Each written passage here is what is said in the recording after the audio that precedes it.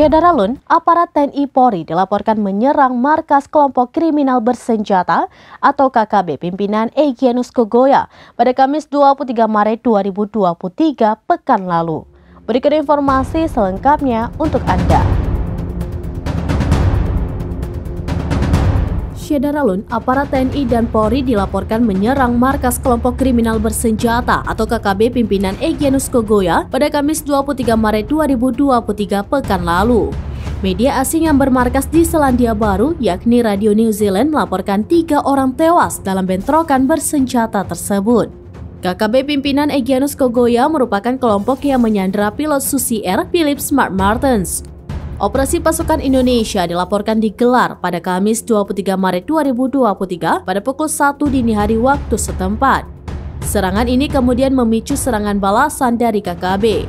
Pihak KKB menyatakan bahwa komandan mereka, Egyanus Kogoya, turut diserang pasukan Indonesia.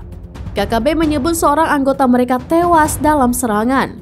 KKB juga mengklaim menembak 4 personel keamanan Indonesia, menewaskan 1 personel TNI dan 1 personel Polri. Belum diketahui apakah Philip Smart Martens berada di markas dalam hutan tersebut selama operasi.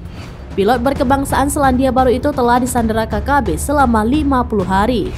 Peneliti Human Rights Watch Indonesia, Andreas Harsono, mengaku telah memverifikasi kabar penyerangan tersebut.